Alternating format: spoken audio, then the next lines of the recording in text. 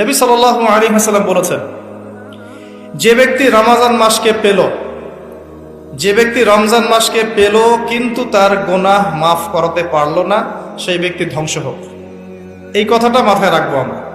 যে ব্যক্তি রমজান মাসকে পেয়েছে কিন্তু রমজান মাসকে পেয়েও তার গুনাহ মাফ করাতে পারল না, সেই ব্যক্তি ধ্বংস হোক। মাথায় থাকবে ইনশাআল্লাহ। আরেকটা হাদিস, আল্লাহ রাব্বুল আলামিন তার রাসূলকে বলছেন আমাদেরকে জানিয়ে দেওয়ার জন্য, যে ব্যক্তি রমজান মাসে ঈমানের সাথে সওয়াবের আশায় সবগুলো সওম রাখবে, সবগুলো রোজা রাখবে, আল্লাহ পাক তার বিগত জীবনের সমস্ত পাপ মাফ করে দেবে। আরো আছে, যে ব্যক্তি রমজান মাসে ঈমানের সাথে সওয়াবের আশায় তারাবির সালাতগুলো পড়বে, আল্লাহ পাক তার সমস্ত গুনাহ মাফ করে দেবে। আরেকটা আছে, যে ব্যক্তি ঈমানের সাথে সওয়াবের আশায় রমজান মাসের লাইলাতুল কদর জাগবে, লাইলাতুল কদর শেষ দশকের বিজোড় রাতগুলোর মধ্যে আছে, এই ব্যক্তির সমস্ত গুনাহ আল্লাহ পাক মাফ করে দেবেন। এই কয়েকটা হাদিসই যথেষ্ট আমাদের জন্য। এগুলো মাথায় রেখে আমরা এখন প্ল্যান করি।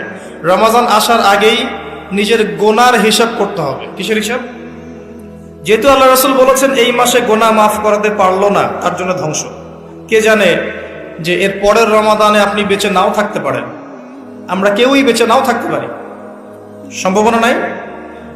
কেউ গ্যারান্টি দিবে যে বেঁচে থাকবই? তাহলে এই গনিমতটাকে গনিমত মনে করা উচিত নয় কি? আচ্ছা, প্রথম কাজ হচ্ছে পাপের লিস্ট করা। আপনি আমি খুব ভালো করেই জানি যে আমরা আমাদের জীবনে কি কি বড় পাপ করেছি, আমাদের বিবেক জানিয়ে দিবে না? আমরা কিন্তু ভালো করেই জানি যে আমরা আমাদের জীবনে কি কি বড় পাপ করেছি। কত বছর নামাজ পড়িনি, কত বছর রোজা রাখি নাই, কত বছর যাকাত দেই নাই, কার কার ক্ষতি করেছি, কার কার উপর জুলুম করেছি, কয়বার জেনা করেছি, কয়টা মেয়ের সাথে সম্পর্ক করেছি, কতদিন বেপর্দায় চলেছি, বয়ফ্রেন্ডের সাথে কোথায় কোথায় ঘুরেছি, বয়ফ্রেন্ডের সাথে কি কি করেছি।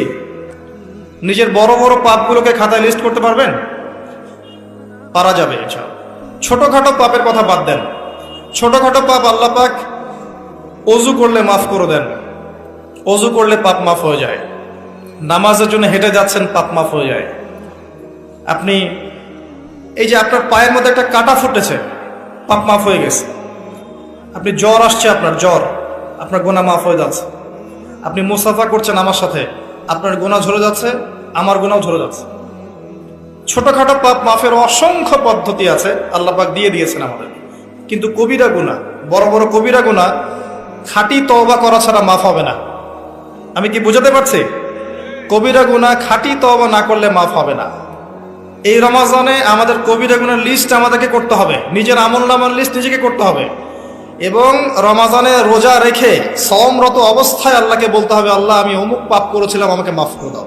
আল্লাহ আমি অমুক পাপ করেছি, আমাকে মাফ করে দাও। আল্লাহ আমি অমুক পাপ করেছি, আমাকে মাফ করে দাও। পারা যাবে ইনশাআল্লাহ। আল্লাহর জন্য এক মুহূর্তের ব্যাপার। আল্লাহ পাক আপনার সমস্ত পাপকে নেকি দিয়ে পরিবর্তন করে দিবেন ইনশাআল্লাহ, যদি মুখলেস ভাবে আপনি তওবা করতে পারেন। আরেকটা বিষয় থেকে যায়, সেটা হলো মানুষের সাথে জড়িত হক। অনেক সময় দেখা যায় কাউকে গালি দিয়েছি, কাউকে অপবাদ দিয়েছি, কারো সম্মানহানি করেছি, কাউকে মিথ্যা অপবাদ দিয়েছি, কারো প্রতি হিংসা করেছি, বিদ্বেষ রেখেছি, কারো সম্পদ আত্মসাৎ করেছি, কারো জিনিস চুরি করেছি, ছিনতাই করেছি বা ডাকাতি করেছি, বা কারো সম্পদ আত্মসাৎ করে নিজের পেটে ভরেছি, প্রতিবেশীর জমি মেরে দিয়েছি, ওই দুই প্রতিবেশী চাষের জমি জোর করে জবরদখল করেছি। এক কথায় মানুষের সম্মান জান মালের সাথে জড়িত যে পাপ, এই পাপ আল্লাহর কাছে মাফ হবে না।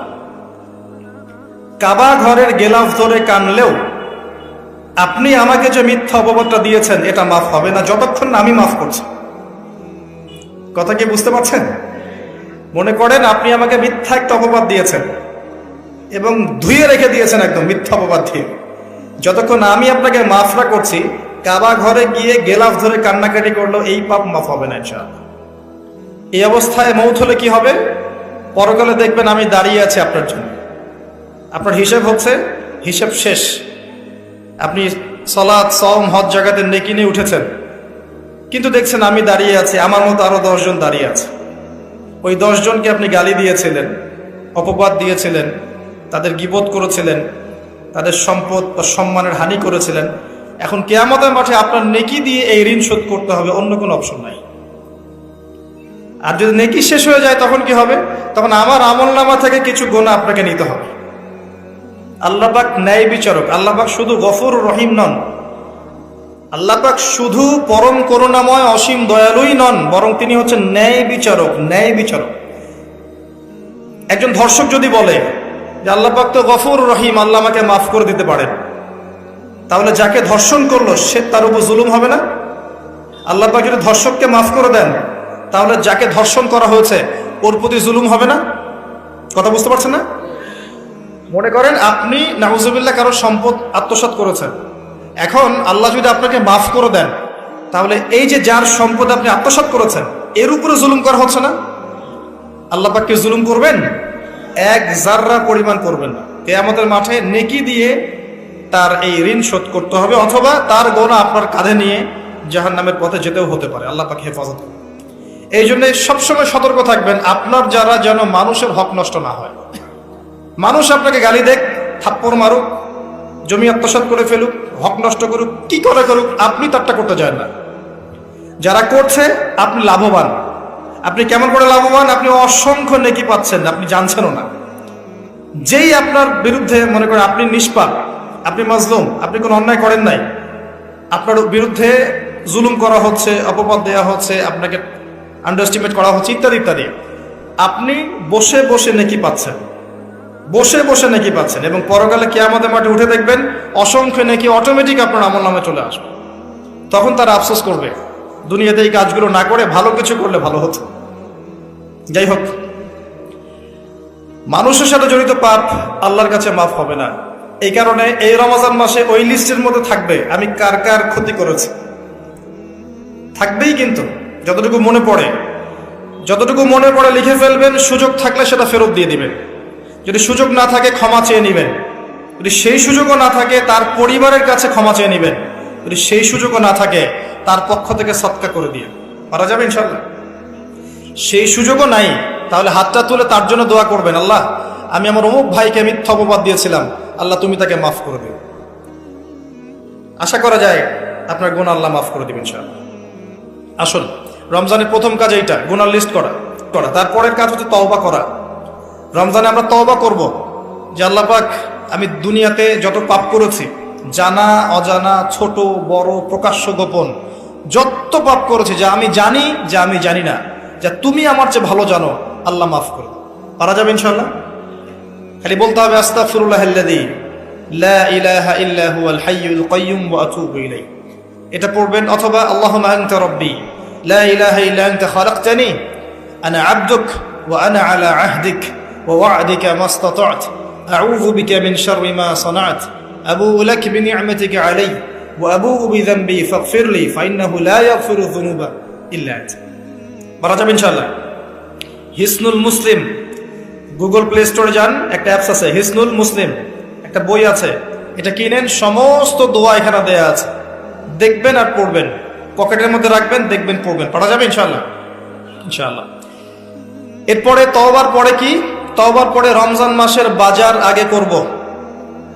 এখন শাবান মাস চলছে, হাতে যতটুকু টাকা পয়সা আছে বা জমানো কিছু টাকা তো আছে, এখান থেকে আপনি রমজান মাসের বাজার করবেন। রমজান মাসে আপনি বেশি বেশি বাজারে যাবেন না, ওই মাসে যেটা আর্ন করবেন সেটা জমিয়ে রাখবেন, সমস্যা নাই। সম্ভব হলে ঈদের যে কাপড় চোপড় লাগে, আপনার স্ত্রীর জন্য এক সেট, আপনার বাচ্চার জন্য এক সেট, আপনার এক সেট, নতুন কাপড় পরার সুন্নত, এবং আমরা সবাই নতুন কাপড় পরার চেষ্টা করবো ইনশাআল্লাহ। যাদের নতুন কাপড় নাই তাদেরকে কাপড় দেওয়ার চেষ্টা করবেন ইনশাআল্লাহ। এটাও কিনে রাখতে পারেন আগে ভাগেই। রমজান মাসে আপনি বাজারে সময় দিবেন না, দুনিয়ার কাজে বেশি ব্যস্ত হবেন, এটা একটা টার্গেট। এরপর আপনি রমজান মাসে একটা প্রজেক্ট হাতে নেবেন যে আমার মতো বহু মুসলিম সমাজে আছে যাদের পুরো মাস চলার মতো টাকা পয়সা নাই, আছে না? সামাজিকভাবে হোক, মাদ্রাসার উদ্যোগে হোক, বা রাষ্ট্রীয়ভাবে হোক, যেভাবে হোক, এই গরিব মানুষদের লিস্ট করে বাসায় বাসায় অন্তত এক মাসের বাজার খরচ পৌঁছে দেওয়ার চেষ্টা করতে হবে। পারবেন? যেখানে নিত্য প্রয়োজনীয় দ্রব্য থাকবে, তারাও যেন রমজান মাসে খেয়ে পরে বাঁচতে পারে। পারা যাবে ইনশাআল্লাহ? চেষ্টা করেন, আল্লাহ পাক আপনার রিজিকে বরকত দিবে ইনশাআল্লাহ। একটা হাদিসে আছে যে বান্দা যতক্ষণ অন্য ভাইয়ের সাহায্যে থাকে আল্লাহ ততক্ষণ ওই বান্দার সাহায্যে থাকে। আর একজন মুসলিম ভাইয়ের প্রয়োজন পূরণ করতে যাওয়া, খালি হেঁটে হেঁটে যাওয়া, এটা মসজিদে নববীতে বসে 12 বছর ইতিকাফ করার চেয়ে বেশি নেকির কাজ। এগুলো আমরা হয়তো বুঝি না, মনে করি তার সাথে যাব, আমার তো সময় নষ্ট হচ্ছে। আপনি 12 বছর ইতিকাফের নেকি পাচ্ছেন, তাও যে কোনো মসজিদে না, নববী মসজিদ। সুবহানাল্লাহ। রমজানে আর কি করবেন?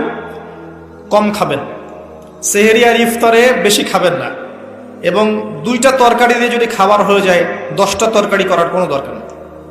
আপনিও দুনিয়ার কাছে বেশি ব্যস্ত হবেন না, বাড়ির মা বোনদেরকেও ব্যস্ত রাখবেন না, তাদেরকেও দিন শেখার সুযোগ দিবেন। রমজান মাসে তারা অল্প রান্না করবে, একবার রান্না করবে, 3 বেলা খেয়ে নেবেন গরম করে। তারা তালিম করবে, তারা কোরআন শেখার মসজিদে যাবে, তারা মহিলাদের মধ্যে দিন চর্চা করবে, তাদেরকেও দিনের সুযোগ করে দিতে হবে। পারা যাবে ইনশাআল্লাহ। এবং আপনিও তালিমে বসবেন, 5 ওয়াক্ত নামাজ মসজিদে আদায় করবেন, ইসলামিক দর্শগুলোতে বসবেন, ইমানকে তাজা করবেন, ইমানকে তাজা করবেন। 5 ওয়াক্ত নামাজ জামাতে পড়বো, সরকার বাধা দিবে? প্রশাসন বাধা দিবে? আপনার পরাশক্তির আপনাকে বোম মারবে? কিচ্ছু হবে না। আপনি আপনার দিন পালন করবেন। লাকুম দীনুকুম ওয়ালিয়া দিন, তোমাদের দিন তোমাদের, আমার দিন আমার। আপনি 5 ওয়াক্ত সালাত মসজিদে পড়ার চেষ্টা করবেন ইনশাআল্লাহ তাআলা। আর নামাজ পড়বেন রাসূল সাল্লাল্লাহু আলাইহি ওয়াসাল্লামের তরিকা মোতাবেক, তাড়াহুড়া করে 3G 4G নামাজ, রিল্যাক্সে নামাজ পড়বেন। ঠিক আছে ইনশাআল্লাহ? আসেন, রোজা রেখে আর কি করবেন? বেশি থেকে বেশি আল্লাহর জিকির করবেন। সুবহানাল্লাহ, আলহামদুলিল্লাহ, লা ইলাহা ইল্লাল্লাহ, আল্লাহু আকবার, সুবহানাল্লাহি ওয়া বিহামদিহি, সুবহানাল্লাহিল আযীম, লা ইলাহা ইল্লাল্লাহ ওয়াহদাহু লা শারীকা লাহ, লাহুল মুলক ওয়া লাহুল হামদ ওয়া হুয়া আলা কুল্লি শাইইন কাদির, লা হাওলা ওয়া লা কুওয়াতা ইল্লা বিল্লাহ ইত্যাদি। যত জিকির আছে বেশি থেকে বেশি করবেন। মানুষের সাথে কথা কম বলবেন। অহেতুক চায়ের দোকানে আড্ডা পিটাবেন না, অহেতুক পাবজি নিয়ে পড়ে থাকবেন না, অহেতুক ফেসবুকে স্ক্রল করে সময় নষ্ট করবেন না, অহেতুক ইউটিউবে পড়ে থাকবেন না। আপনি জিকিরে সময় দিবেন, জায়নামাজে বসে থাকবেন, জিকিরে সময় দিবেন। আল্লাহ পাক তৌফিক দান করুন। এবং বেশি থেকে বেশি দোয়া করবেন আল্লাহর কাছে রমজান মাসে। দোয়া আপনার নিজের জন্যে, আপনার মা বাবার জন্যে, আপনার মৃত আত্মীয় স্বজনের জন্যে, আপনার ফিউচারের জন্যে, আপনার সন্তানদের জন্যে, আপনার দেশের জন্যে, আপনার জনগণের জন্যে, মুসলিম উম্মার জন্য, সবার জন্য কি করবেন? দোয়া করবেন। দোয়ায় কার্পণ্য করবেন না। আপনি যখন অন্য কোনো মুসলিম ভাইয়ের জন্য দোয়া করছেন, তখন আপনার মাথার কাছে একজন ফেরেশতা থাকবেন, যিনি বলবেন যে তোমার জন্যও তাই হোক, তোমার জন্যও তাই হোক। দোয়া করলে লাভ আপনার, ক্ষতি নাই। আর দোয়া করার উপযুক্ত সময়গুলো খুঁজে খুঁজে বের করবেন। যেমন রোজা রাখা অবস্থায় দোয়া করলে দোয়া কবুল হয়। 2 ইকামতের মাঝখানে, মানে আজান এবং একামত এর মাঝখানে দোয়া করলে দোয়া কবুল হয়। নামাজের, ফরজ নামাজের পরে দোয়া করলে দোয়া কবুল হয়। সালাম ফিরানোর আগেও দোয়া করলে দোয়া কবুল হয়, দোয়া মাসুরার পরে। এরপরে সেজদারত অবস্থায় দোয়া করলে দোয়া বেশি কবুল হয়। শেষ রাতে দোয়া করলে দোয়া কবুল হয়। বৃষ্টি পড়ছে, এই সময় দোয়া করলে দোয়া কবুল হয়। একটু দান সাদাকা করেছেন, ভালো কাজ করেছেন, এখন হাত তুলে দোয়া করেন, দোয়া কবুল হয়। ওযু করেছেন, এখন হাত তুলে দোয়া করেন, দোয়া কবুল হয়। অনেক জায়গা আছে দোয়া কবুলের, খুঁজে খুঁজে বের করে দোয়া করতে হবে। দোয়া চাইতে হবে কেন?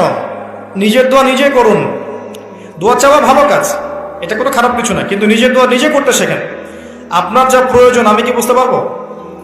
আপনি যদি বলেন ভাই দোয়া করেন, বলতে পারি বারাকাল্লাহ ফিক, কিন্তু আপনার কি কি দরকার, আপনার মূল চাহিদা কি কি, আপনাকে নিজের ভাষায় আল্লাহর কাছে বলতে হবে। যদি আপনি কোনো মতে আরবিও না জানেন, আরবির কিছুই জানেন না, আমি বলবো আপনি প্রয়োজনে বাংলাতেই আল্লাহর কাছে দোয়া করেন। আল্লাহ পাক সব ভাষা বুঝবেন ইনশাআল্লাহ। আল্লাহ পাক কি সব ভাষা বুঝবেন না? ইনশাআল্লাহ। বেশি বেশি দোয়া করবেন। রমজান মাসে আরেকটা কাজ করবেন, যাকাত।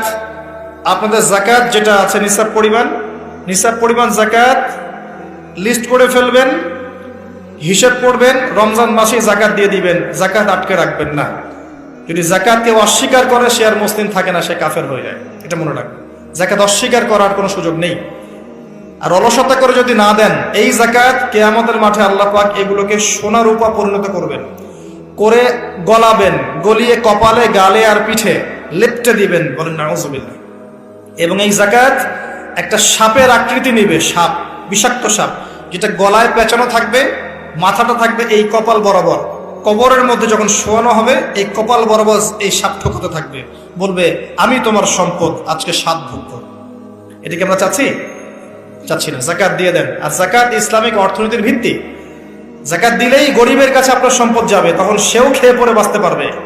এভাবে সাম্য বজায় থাকবে। আল্লাহ আমাদের বোঝার তৌফিক দান করুন। রমজান মাসে একটা কাজ করবেন, সেটা হলো পরিবারকে সময় দিবেন, পরিবারকে টাইম দিবেন, পরিবারের মধ্যে ইসলামিক সংস্কৃতি গড়ে তুলবেন। একসাথে সেহরি করবেন, একসাথে সাহরি করার পরে একসাথে ইফতার করবেন, একসাথে তালিম করবেন, ইসলামিক কোনো মুভিজ একসাথে দেখলেন, ইসলামিক কোনো লেকচার একসাথে শুনলেন। মানে ইসলামকে এনজয় করবেন পরিবারকে নিয়ে, সাথে করে নিয়ে। বাচ্চা কাচ্চারা দেখবে ছোটবেলায় আমরা বাবাদের সাথে এটা করেছিলাম, ওইটা করেছিলাম। ইফতার বানাচ্ছেন বাসায়, বাচ্চাদেরকে ইনভলভ করবেন, বাচ্চাদেরকে রোজা রাখতে উৎসাহিত করবেন, ওদেরকে নবীদের গল্প শোনাবেন, ইসলামিক কালচারে বড় করবেন। দেখবেন পরিবারের মধ্যে শান্তি রহমত নেমে আসবেন। পারা যাবে ইনশাআল্লাহ। রমজান মাসে আরো একটা কাজ করবেন, সাদাকাতুল ফিতর। সাদাকাতুল ফিতর দিয়ে দিবেন। এটা সম্পর্কে আলেম ওলামারা আপনাদেরকে বলবে খুতবা ইনশাআল্লাহ, আমি আগেই বলে রাখলাম। সাদাকাতুল ফিতর দিয়ে দিবেন। রমজান মাসে আরেকটা ইম্পর্টেন্ট কাজ আছে, সেটা হলো যে আমাদের সমাজে অনেক এতিম থাকে, বিধবা থাকে, নিঃস্ব অসহায় মানুষ থাকে। এই মানুষগুলোর পাশে দাঁড়ানোর চেষ্টা করবেন। বেশি থেকে বেশি দান সাদাকা করবেন। যতটুকু সামর্থ্য আল্লাহ দিয়েছেন আপনি বেশি থেকে বেশি দান সাদাকা করবেন। এভাবে ইনশাআল্লাহ আপনি রমজানটাকে উপলব্ধি করতে পারবেন, এনজয় করতে পারবেন। আপনার সালাতের মাধ্যমে, আপনার সিয়াম রাখার মাধ্যমে, দোয়া করার মাধ্যমে, জিকির করার মধ্য দিয়ে, পরিবারের সাথে এনজয় করার মধ্য দিয়ে দেখবেন আপনি আত্মশুদ্ধি অর্জন করতে পারছেন। আরেকটা কাজ, রাতের বেলা তারাবি সালাত। রাতের বেলা তারাবি মসজিদে জামাতে পড়ার চেষ্টা করবেন এবং সবচেয়ে সুললিত কণ্ঠে যিনি তেলাওয়াত করতে পারেন তাকে ইমাম বানাবেন। নামাজটা এনজয় করা যায় যেন। রুকু করলে সেজদা পাই না এমন নামাজ দরকার নাই। আমার কথায় মন খারাপ করছেন? রুকু করলে সেজদা পাই না এমন নামাজের দরকার নাই। ধীর স্থির ভাবে নামাজ পড়েন, মধ্যম পন্থায় নামাজ পড়েন, সুললিত কণ্ঠে তেলাওয়াত করেন। মক্কার তারাবি দেখেন, মদিনার তারাবি দেখেন, অনেক সুন্দর তারাবি হয়।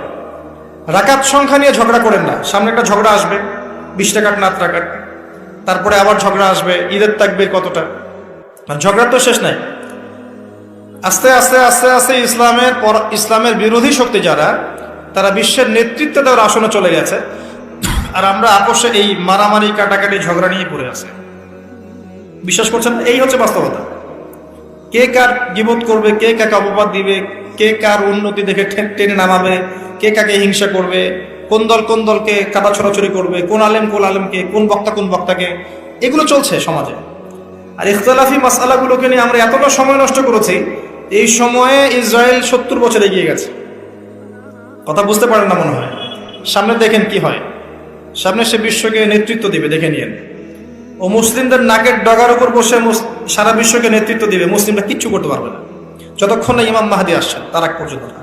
ইল্লা মাশাআল্লাহ, ইল্লা মাশাআল্লাহ। যদি আল্লাহ পাক কিছু বান্দাকে খাস করে নেন সেটা আলাদা বিষয়। মানে এখনো এই পৃথিবীতে এমন কিছু বান্দা আছে যারা কশ্চিনকালেও জালেমের সামনে মাথা নত করবে না, যারা হকের উপর থাকবে, যারা ইসলামের বিরোধী শক্তিকে ছাড় দিবে না, এমন বান্দাও পৃথিবীতে আছে। তাদের কথা ভিন্ন। বেশিরভাগ মুসলিমই লাহুম কুলুবুন লা ইয়াফকাহুনা বিহা, এরকম পর্যায়ে পড়ছে। হৃদয় আছে উপলব্ধি করে না, চোখ আছে দেখে না, কান আছে শোনে না। এগুলোর ইখতিলাফ বাদ দিয়ে আপনি স্থিরভাবে নামাজের রাকাত সংখ্যা না, আপনি কোয়ালিটি বাড়াবেন। নামাজটা কত সুন্দর হচ্ছে এটা একটা ফ্যাক্ট। এবং তারাবির নামাজটাকে এনজয় করেন। খতম হবে কোরআন, আমরা কোরআনকে এনজয় করবো ইনশাআল্লাহ। এরপরেও শেষ রাত্রে আপনি চেষ্টা করেন নিজে ওঠার জন্য পরিবারের লোকজনকে ওঠানো। আসো 2 রাকাত নামাজ পড়ে, আসো 4 রাকাত নামাজ পড়ে। সেহরি করার 1 ঘন্টা আগে ওঠা যাবে না? সেহরি করার 1টা ঘন্টা আগে উঠলেই কিন্তু আমি মিনিমাম 5-6 রাকাত, 8 রাকাত, 10 রাকাত নামাজ পড়তে পারবো। 2 রাকাত তো পারবো কমসে কম। 2 রাকাত পড়ে একটু তাসবিহ তাহলিল করে, একটু কোরআন তেলাওয়াত করে আল্লাহর কাছে হাত তুলে দোয়া করা যাবে না? ওই সময় আল্লাহ পাক প্রথম আসমানে নেমে আসেন, সুবহানাল্লাহ। এসে বলেন, কে আমাকে ডাকবে, আমি তার ডাকে সাড়া দিব। কে আছে আমার কাছে কিছু চাইবে, আমি তোমার চাওয়া পূরণ করব। কে আছো আমার কাছে ক্ষমা চাইবে, আমি তোমাকে ক্ষমা করে দেব। আল্লাহ পাক ফজর পর্যন্ত এটা বলতে থাকে। রমাদানের আর 2টা কাজ। এক হচ্ছে লাইলাতুল কদর তালাশ করবেন। আর লাইলাতুল কদর তালাশ করতে হলে শেষ দশকটা ইতিকাফ করার চেষ্টা করবেন। ইতিকাফ করতে পারলে আপনি লাইলাতুল কদর পেয়ে যাবেন ইনশাআল্লাহ। স্পেসিফিকলি বলা নাই 27 রমজানই লাইলাতুল কদর হবে, স্পেসিফিকলি বলার সুযোগ নাই। মিস হতে পারে। নবীজি বলেছেন শেষ দশকের বেজর রাত 21, 23, 25, 27, 29 যে কোনো একটা রাত লাইলাতুল কদর হবে। এক রাত ইবাদত করবেন, সারা হাজার হাজার মাস ইবাদত করার নেকি পেয়ে যাবেন ইনশাআল্লাহ তাআলা। এই রাতে দোয়া করলে দোয়া কবুল হয়ে যায়। আল্লাহ পাক আমাদেরকে লাইলাতুল কদর পাওয়ার তৌফিক দান করুন, ইতিকাফ করার তৌফিক দান করুন। আরেকটা কাজ যেখান থেকে আমি আসবো, কোরআনময় রমাদান, রমজান মাসের সবচেয়ে বড় কাজ এবং রমজান মাস যে কারণে মহামান্বিত বা মহিমান্বিত, শব্দটা হয়তো আমি ভুল বলেছি, তো সেটা হচ্ছে আল কোরআনুল কারীম। রমজান মাস সেই মাস যেই মাসে কোরআন নাজিল করা হয়েছে। কি কারণে রমজান মাসে এত ফজিলতময়? প্রশ্নটা কি একটা যৌক্তিক প্রশ্ন না? শাবান মাসে কেন এত কিছু নয়? রজব মাসে নয় কেন? রমজান মাসেই কেন? উত্তর একটা উত্তর, যে শাহরু রমাদানাল্লাযী উনজিলা ফীহিল কোরআন। রমজান সেই মাস যেই মাসে আমি কোরআন নাজিল করেছি। কি জন্য নাজিল করেছেন আল্লাহ পাক? হুদাল লিন্নাস, এটা মানব জাতির জন্য হেদায়েত, ওয়া বাইয়িনাতিন মিনাল হুদা, এবং এটা সুস্পষ্ট একটা প্রমাণ, ওয়াল ফুরকান, এবং সত্য মিথ্যার মানদণ্ড, ইলা আখিরিল আয়াত। সূরা কদরে আল্লাহ বলছেন ইন্না আনজালনাহু ফি লাইলাতুল কদর, আমি লাইলাতুল কদরে কোরআন নাজিল করেছি। আর কদর কোন মাসে? শাবানে না রজবে না রমজানে? তাহলে রমজান মাসে কোরআন নাজিল হয়েছে, প্রমাণ হলো। রমজান মাসে আল্লাহ পাক কোরআন নাজিল করেছেন কোথায়? এবার আপনাকে দেখাচ্ছি। এই যে আইয়ামে জাহেলিয়াতে। কোথায়? আইয়ামে জাহেলিয়াতে, যখন একটা যুগের মধ্যে শিরক আছে, সুদ আছে, ঘরে ঘরে শিরক, ঘরে ঘরে সুদ, ঘরে ঘরে মাদক, ঘরে ঘরে মেয়েদের অবমাননা এবং গোত্রীয় হানাহানি, কাটাকাটি, মারামারি, জেনা, ব্যভিচার ভর্তি একটা সমাজের মধ্যে। এখানে রমজান মাসে লাইলাতুল কদরে আল্লাহ কোরআন নাজিল করছেন। কথা কি বুঝতে পারছেন? এবার এই মাসটাকে আল্লাহ পাক সম্মানিত করে দিলেন। তাহলে রমজান মাসের মূল কাজটা কি? কোরআনকে সময় দেয়া। এই মাসের মূল বিষয়টা কি? আল কোরআন। এখন আসেন, এই জাহেলি যুগে কোরআন নাজিল হলো মাত্র 23 বছর পর। কত বছর? মাত্র 23 বছর কোরআন অনুযায়ী চলার পরে দেখা গেল ওই জাহেলি যুগের মধ্যে কোনো শিরক নাই, ওই জাহেলি যুগের মধ্যে কোনো সুদ নাই, ওই জাহেলি যুগের মধ্যে কোনো নারীর অবমাননা নাই, ওই জাহেলি যুগের মধ্যে কোনো রকমের মাদক নাই, এই জাহেলি যুগের মধ্যে, ওই জাহেলি যুগের কোনো গোত্রীয় হানাহানি নাই, সবাই ভাই ভাই হয়ে গেছে। সুবহানাল্লাহ। কত বছর? 23 বছর। কিভাবে চলেছেন? এই আল্লাহর কিতাব আল কোরআনুল কারীম, এর শিক্ষা এবং এর ব্যাখ্যা সুন্নাহ, এটাকে ফলো করে চলা হয়েছে 23 বছর, মাত্র 23 বছর। এখন সেই আল্লাহ কি নাই?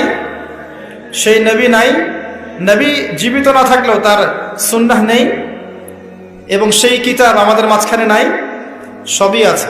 যদি সেই আল্লাহ থাকেন, সেই নবীর সুন্নাহ থাকে এবং সেই কিতাব আমাদের মাঝে থাকে, তাহলে আমাদের জাহিলিয়াতগুলো দূর করা সম্ভব না? কি করবেন রমজান মাসে কোরআনকে? আপনি জেনেছেন রমাদান মাস কোরআনের মাস, এই মাসটাকে আপনি কিভাবে মূল্যায়ন করবেন? আমি কয়েকটা ক্লাসিফিকেশন বলছি, লিসেন, এই জায়গাটা একটু ভালো করে শোনেন। 1 নাম্বার, বিভিন্ন শ্রেণীর মানুষ থাকে। এক শ্রেণীর মানুষ আছে আমাদের সমাজে যারা আলিফ বা তা মোটেই জানে না। আছে? আছে? এমন অনেক মানুষ আছে, এদের সংখ্যা কিন্তু কম না, প্রচুর মানুষ যারা আলিফ বা তা উচ্চারণ করতে পারে, কোরআন বিশুদ্ধ করে একটা আলহামদুলিল্লাহি রাব্বিল আলামিন এটা পড়তে পারে না, বানান করে করে পড়তে পারে না। আছে না? এক কথায় বিশুদ্ধ তেলাওয়াত করতে পারে না, এমন মানুষের সংখ্যা কম না বেশি? প্রচুর। তাদের জন্য এই রমজানের টার্গেট হচ্ছে তাদেরকে এই রমজানের মধ্যেই কোরআন তেলাওয়াত করা শিখতে হবে। এতটুকু পারবেন? পারবেন না? ভয় পাচ্ছে? রমজান 1 মাস সময় লাগার কথা না, আপনার 20 দিন সময় লাগবে কোরআন তেলাওয়াত শিখতে ইনশাআল্লাহ। বিশ্বাস হচ্ছে না? হয়তো আপনি দ্রুত গতিতে পড়তে পারবেন না, কিন্তু পড়তে পারবেন। আপনি মদ মাখরাজ তাজবিদগুলো শিখতে পারবেন। এখন আপনার জন্য টার্গেট যারা কোরআন মোটেই তেলাওয়াত করতে পারেন না, এই মাসে 1 মাসের মধ্যে আপনি কোরআন তেলাওয়াত করা শিখবেন, এটাই আপনার টার্গেট। পারবেন? মনে রাখবেন, নবী সাল্লাল্লাহু আলাইহি ওয়াসাল্লাম বলেছেন ইকরাউল কোরআন, তোমরা কোরআন তেলাওয়াত করো। ফাইন্নাহু ইয়াতি ইয়াউমাল কিয়ামা শাফিআন লিআসহাবিহি, কোরআন কিয়ামতের দিন তার পাঠকারীর জন্য সুপারিশকারী হবে ইনশাআল্লাহ তাআলা। খায়রুকুম মান তাআল্লামাল কোরআন ওয়া আল্লামাহ, তোমাদের মধ্যে সেই ব্যক্তি শ্রেষ্ঠ বা উত্তম যে নিজে কোরআন শেখে, অন্যকে শেখায়। আরো হাদিস এসেছে, নবী সাল্লাল্লাহু আলাইহি ওয়াসাল্লাম বলেছেন, আল্লাযী ইয়াকরাউল কোরআন ওয়া হুয়া মাহিরুম বিহ, যে ব্যক্তি কোরআন তেলাওয়াত করে এবং তার উপর দক্ষ হয়, মা'আস সাফারাতিল কিরামিল বাররা, সেই ব্যক্তি সম্মানিত ফেরেশতাদের সাথে হাসর করবে ইনশাআল্লাহ। ওয়াল্লাযী ইয়াকরাউল কোরআন ওয়া ইয়াতাতা'তাউ ফীহ, আর যে ব্যক্তি কোরআন তেলাওয়াত করে কিন্তু করতে গিয়ে আটকে যায়, ওয়া হুয়া আলাইহি শাক, এটা তার জন্য কষ্টকর হয়, ফালাহু আজরান, তার জন্য ডাবল পুরস্কার আছে। একটা হাদিসে, তিরমিজির হাদিসে নবীজি বলেছেন যে মান ক্বারা হারফাম মিন কিতাবিল্লাহি ফালাহু হাসানা, যে ব্যক্তি একটা হরফ পড়বে আল্লাহর কিতাবের, আলিফ লাম মিম, লা আকুলু আলিফ লাম মিম হারফুন, নবীজি বলছেন আমি বলছি না যে আলিফ লাম মিম তিনটা মিলে একটা হরফ, বাল আলিফুন হরফ ওয়া লামুন হরফ ওয়া মিমুন হরফ, আলিফ একটা হরফ, লাম একটা হরফ, মিম একটা হরফ, প্রত্যেকটা হরফে তার 10টা করে নেকি হবে ইনশাআল্লাহ। আল হাসানাতু বিআশরি আমসালিহা, একটা নেকিকে 10 দিয়ে গুণ করা হবে। আর রমজান মাসে যে কোনো নেক আমল 70 গুণ বাড়িয়ে দেওয়া হয়। আল্লাহ চাইলে 700 গুণ বাড়াতে পারেন, আল্লাহ চাইলে অপরিসীম বাড়াতে পারেন। আল্লাহ পাক কবুল করুন। তিলাওয়াত করবেন, তিলাওয়াত শিখবেন। এই মাসে আপনি ন্যূনতম টার্গেট জাস্ট কোরআন তেলাওয়াত শিখবেন, পারবেন ইনশাআল্লাহ। অনেকের মধ্যে কনফিউশন আছে না, আমারটা হচ্ছে কি হচ্ছে না, আছে না, সঠিক হচ্ছে কি হচ্ছে না। আপনিও এই টার্গেটে থাকেন, আপনি এই মাসে কোরআন আবার তেলাওয়াত করা শিখবেন। কিভাবে শিখবেন? মাদ্রাসায় কোর্স করানো হবে, আপনি মাদ্রাসায় যাবেন।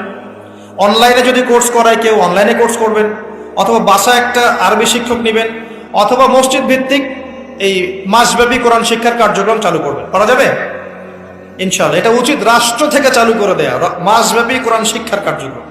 এটা করতে পারলে সবচেয়ে ভালো হতো। এদেশ থেকে যত মহামারীর ভাইরাস সব চলে যেত। বিশ্বাস করেন না? কোরআনের বরকতে সব বিপদ আপদ কেটে যেতে পারে। সূরা বনী ইসরাঈল আল্লাহ পাক বলেছেন যে ওয়াইদা ক্বরা'তাল কুরআন, হে নবী আপনি যখন কোরআন তেলাওয়াত করবেন বা করেন, জাআলনা বাইনাকা ওয়া বাইনাল্লাযীনা লা ইউমিনুনা বিল আখিরাহ হিজাবান মাসতুরা, যখন আপনি কোরআন তেলাওয়াত করেন তখন আপনার এবং ওই জগৎ, যেই জগৎটা আল্লাহ এবং পরকালে বিশ্বাস করে না, এদের মাঝখানে, মানে ইমানদার এবং এর শত্রুদের মাঝখানে আমি আল্লাহ একটা অদৃশ্য পর্দা স্থাপন করে দিই। সুবহানাল্লাহ। ওই দিক থেকে কোনো ক্ষতি আপনাকে স্পর্শ করতে পারবে না।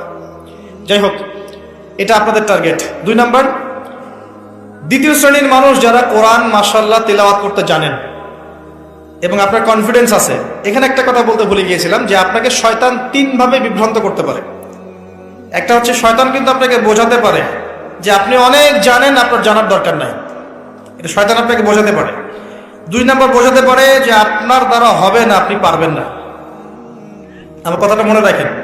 3 নাম্বার, বোঝাতে পারে যে আমার অনেক সময় পড়ে আছে, পরে শিখে নেবে, এত তাড়াহুড়োর কি আছে। এই 3টা অস্ত্র শয়তানের বড় বড়। আরেকটা অস্ত্র আছে 4 নাম্বার, সেটা হলো শিখতে গিয়ে দেখবেন শয়তান ওয়াসওয়াসা দিবে, এই টিচার ভালো না, ওস্তাদ ভালো না। এটা একটা ওয়াসওয়াসা। উস্তাদের হাতে নিজেকে ছেড়ে দিতে হবে, তারপরে সে বুঝবে আপনাকে কোন পথে নিয়ে যেতে হবে। নবী মূসা আলাইহিস সালাম যখন এসেছিলেন খিদর আলাইহিস সালামের কাছে, হাল আত্তাবিউকা আন তুআল্লিমানি মিম্মা উল্লিমতা রুশদা, তিনি এসে বলেছেন, হে খিদর, আমি কি আপনার সাথে থাকতে পারি এই শর্তে যে আল্লাহ আপনাকে যে জ্ঞান শিখিয়েছেন আমাকে শেখাবেন? তখন খিদর আলাইহিস সালাম বলছেন, ইন্নাকা লান তাসতাতিআ মা'ইয়া সাবরা, তুমি তো আমার সাথে ধৈর্য ধরতে পারবে না। ধৈর্য ধরে ওস্তাদের কাছে সুপর্দ করতে হয়, তারপরে জ্ঞান পাওয়া যাবে ইনশাআল্লাহ। এত অস্থির হলে হবে না। 2 নম্বর শ্রেণী যারা পড়তে পারেন তাদের জন্য নসিহত হচ্ছে, এই রমজান মাসে আপনার টার্গেট এই কিতাব আপনি একবার খতম করবেন, একবার অনলি। পারবেন? অনলি একবার। প্রত্যেক দিন আপনি 1 পারা করে পড়বেন, প্রত্যেক দিন 1 পারা, 30 দিন 30 পারা। সম্ভব? খুব কঠিন? পারা যাবে না ইনশাআল্লাহ। আল্লাহ পাক তৌফিক দান করেন। আবারও বলছি, কোরআন তেলাওয়াত করলে আপনি প্রত্যেক হরফে 10 নেকি পাবেন। আপনি এই কোরআন আপনার পক্ষে সুপারিশ করবে, আপনি সম্মানিত ফেরেশতার সাথে হাসর করবেন। ইন্নাল্লাহা ইয়ারফাউ বিহাযাল কিতাবি আকওয়ামান ওয়া ইয়াদাউ বিহিল আখারিন, বহু সম্প্রদায়কে আল্লাহ পাক এই কোরআনের মাধ্যমে সম্মানিত করেন, অনেককে অপদস্থ করেন। হাফেজে কোরআনদেরকে বলা হবে, ইকরা ওয়ারতাক, তোমরা পড়ে উঠতে থাকো। ফাইন্না মানজিলাতাক, তোমার আসন হবে, মঞ্জিল হবে, ইলা আখিরি আয়াতিন তাকরাউহা, তুমি যেখানে তেলাওয়াত করা থামবে সেখানে জান্নাতে ওই উচ্চ আসনে তোমাকে বসানো হবে। কেউ যদি 500টা আয়াত পড়ে 500 তলা বাড়ি দেওয়া হবে জান্নাতে। কেউ যদি 1000 আয়াত পড়তে পারে 1000 তলা বাড়ি দেওয়া হবে জান্নাতে। আর কিছু নেকি আছে, যেমন আপনি যদি সূরা বাকারা পড়েন আপনার ঘরের মধ্যে শয়তান আসবে না ইনশাআল্লাহ, আপনার জীবনে বরকত হবে। আপনি আয়াতুল কুরসি পড়েন প্রত্যেক ফরজ নামাজের পড়ে, আপনার মৃত্যু ছাড়া জান্নাতে যাওয়ার কোনো বাধা নাই। সূরা মুলক পড়েন রাতের বেলা, এটা আপনাকে কবরের আযাব থেকে বাঁচাবে। সূরা কাহফ পড়েন প্রথম 10 আয়াত শেষ 10 আয়াত, আল্লাহ পাক আপনাকে দাজ্জালের ফিতনা থেকে বাঁচাবে ইনশাআল্লাহ। সূরা ইয়াসিন পড়েন, আপনার হাজত পূর্ণ হয়ে যেতে পারে ইনশাআল্লাহ তাআলা। আপনি সূরা বাকারার শেষের আয়াতগুলো পড়েন 3টা আয়াত, সারা রাত নফল নামাজের নেকি পাবেন। অনেক ফজিলত, এটা বলে শেষ করতে পারবো না, আমি গুটিয়ে নিচ্ছি। যারা কোরআন তেলাওয়াত করতে পারেন তাদের জন্য কোরআনময় রমাদান হচ্ছে, আপনারা কোরআন এক পারা করে পার ডে পড়বেন, একবার খতম দিবেন, পারা যাবে? আল্লাহ পাক তৌফিক দান করুন। 3 নাম্বার, তারা যারা হাফেজে কোরআন তাদের টাস্ক হচ্ছে এই কোরআন রমাজান মাসে পুরোটা আবার হিফসের চর্চা করবেন। অনেক সময় ইয়াদদাশ কমে যায় না, অনেকে আমরা ভুলে যাই না। হাফেজদের প্রতি নসিহত হচ্ছে এই মাসে আপনি পুরো কোরআনটাকে আবার রিগেইন করবেন, রিভাইজ করবেন, চর্চা করবেন, আবার আগের জায়গায় ফিরিয়ে নিয়ে আসবেন, পারবেন ইনশাআল্লাহ? আল্লাহ তৌফিক দান করবেন। এবং সম্ভব হলে তারাবির নামাজ পড়ান। যারা তারাবির নামাজ পড়ায় তারা সৌভাগ্যবান, তারা পুরো কোরআনটা হিফজ করার সুযোগটা পেয়ে যায়। আল্লাহ পাক তাদেরকে তৌফিক দান করুন।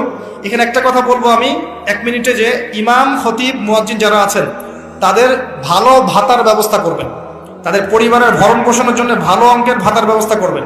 সবকিছুর দাম বাড়বে, তাদের ভাতা বাড়বে না, এটা হতে পারে না। তাদের জন্য, তাদের পক্ষে যদি কথা বলার কেউ না থাকে, আমি কথা বলছি, তাদের জন্য আপনি ভালো অঙ্কের ভাতার ব্যবস্থা করবেন। তাদেরকে যেন পরিবার নিয়ে টেনশন করতে না হয়। নামাজ পড়াবেন, তারাবি পড়াবেন, খুতবা দিবেন, দিনের প্রচার করবেন, আপনি তার পরিবারের দায়িত্ব নিয়ে নেবেন, পারবেন? এটা করতে না পারলে তো আল কোরআন আলো ঘরে ঘরে জ্বলবে না। কোরআনওয়ালা মানুষের যদি সমস্যায় থাকে তাহলে কোরআনের কথা কে বলবে? কে নামাজ পড়াবে আর কে আপনাকে তারাবি পড়াবে?